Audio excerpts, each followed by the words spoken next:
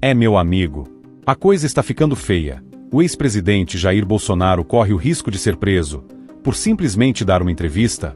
Pois bem, isso não é um roteiro de ficção. Isso está acontecendo agora, no Brasil. E o nome por trás dessa possível prisão é um velho conhecido da população, Alexandre de Moraes, o todo-poderoso ministro do Supremo Tribunal Federal.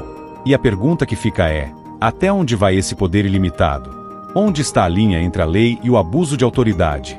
Hoje, a gente vai destrinchar essa nova investida de Moraes contra Bolsonaro e te mostrar por que esse episódio pode ser muito mais grave do que parece. Nesta segunda-feira, dia 21, Alexandre de Moraes decidiu dar mais um passo na sua cruzada contra Jair Bolsonaro. O ministro intimou a defesa do ex-presidente a dar explicações, em um prazo de 24 horas, sobre o que ele considera ser um descumprimento das medidas cautelares impostas pelo STF. E o que seria esse grave descumprimento?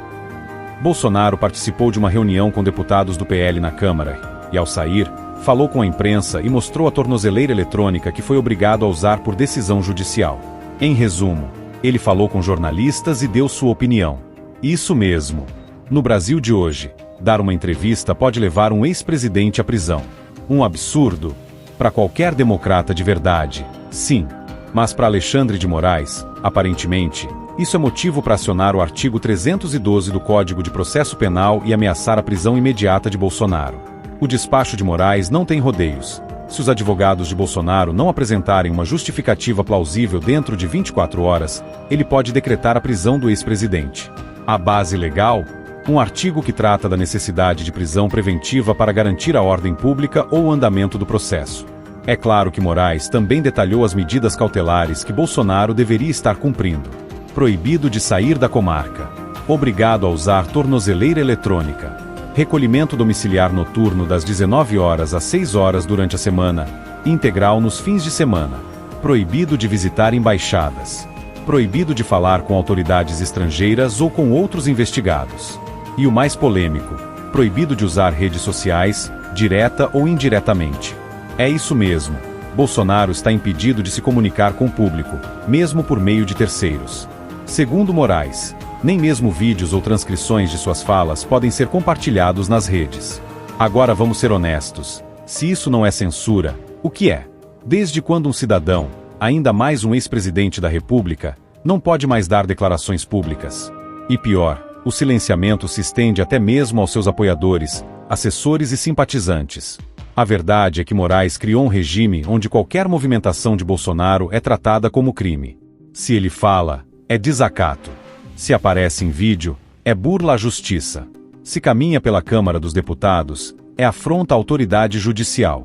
E o que Bolsonaro falou que causou tanto alarde? Nada além da verdade incômoda. Não matei ninguém, não trafiquei ninguém. Isso aqui é o símbolo da máxima humilhação do país. Estou aqui com uma pessoa inocente. O que estão fazendo com esse ex-presidente da República? O que vale para mim é a lei de Deus.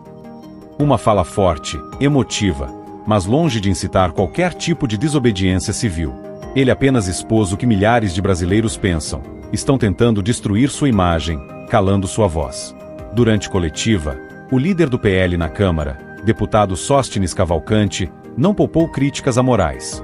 Segundo ele, Bolsonaro foi impedido pelos próprios advogados de conceder entrevistas, após uma nova determinação judicial. Ele queria falar com a imprensa, responder perguntas, mas seus advogados disseram que não poderia. Enquanto a gente estava reunido, e saiu na mídia que ele ia dar entrevista, chegou uma nova censura do Moraes, disse Sóstenes. O deputado ainda fez uma colocação que escancara o absurdo da situação. Bolsonaro está proibido de falar com o próprio filho, o deputado Eduardo Bolsonaro. Nem na Inquisição existia isso. Nem traficantes ou estupradores têm esse tipo de proibição. É inaceitável. Para você ter ideia do nível de arbitrariedade, Eduardo Bolsonaro não pode sequer estar na mesma reunião que o pai. Ele iria participar do encontro por videoconferência, mas desistiu ao saber que o pai estava presente. Isso poderia configurar quebra das medidas e abrir espaço para novas penalidades. Além de surreal, é desumano. Qual o limite dessa perseguição? E agora eu quero saber de você. Você acha justo um ex-presidente ser tratado como criminoso por simplesmente dar declarações públicas? Isso é justiça? Ou é perseguição política disfarçada de legalidade? O que está acontecendo com Jair Bolsonaro pode acontecer com qualquer um que desafie o sistema. Se a liberdade de expressão está sendo sufocada desse jeito, então estamos diante de uma crise institucional sem precedentes. Vamos direto ao ponto. O que está acontecendo com Jair Bolsonaro ultrapassa qualquer limite do razoável. Estamos diante de um cerco judicial cada vez mais sufocante, onde a perseguição não se dá mais apenas nas entrelinhas, ela é explícita, descarada e institucionalizada. Alexandre de Moraes age como se estivesse acima da Constituição, da opinião pública e até do bom senso. Estamos vendo um ex-presidente ser tratado como um bandido de alta periculosidade, com tornozeleira eletrônica, toque de recolher e restrição total de comunicação, como se ele tivesse comandado uma facção criminosa. Não, ele não cometeu crimes hediondos. Seu verdadeiro crime foi ter ousado contrariar o sistema, ter enfrentado as estruturas aparelhadas e ter conquistado o apoio de milhões de brasileiros que não se ajoelham diante da cartilha ideológica da esquerda. A decisão de ameaçar Bolsonaro com prisão por dar uma entrevista e mostrar uma tornozeleira, que ele foi obrigado a usar, beira o patético. Não se trata de descumprimento de medida cautelar, e sim de um jogo de humilhação pública. Moraes não quer justiça. Ele quer submissão.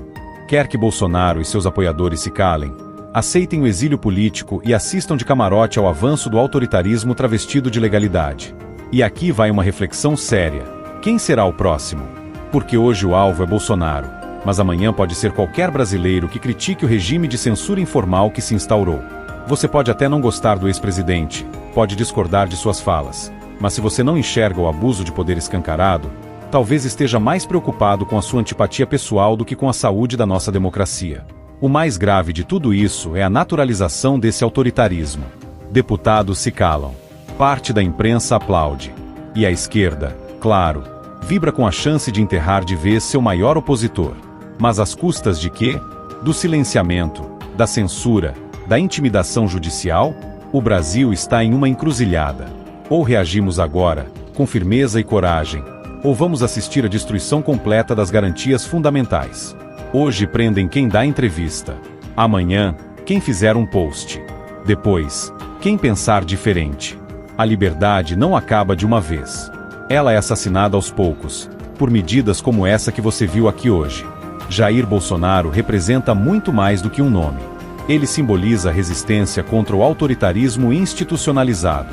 E se permitirmos que ele seja calado, estaremos, na prática, assinando nossa própria sentença de silêncio. Se você valoriza a liberdade, o direito de expressar sua opinião, de discordar, de protestar, então essa não é uma causa de direita ou esquerda. É uma causa sua. Aqui, uma chamada direta ao público. Comenta aqui embaixo. Você acha que o STF está agindo dentro da legalidade ou passou todos os limites? Essa perseguição é contra Bolsonaro ou contra todos que pensam diferente da esquerda?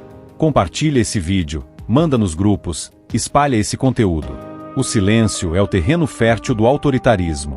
Se você chegou até aqui, compartilhe esse vídeo. Deixe seu comentário. Não se cale.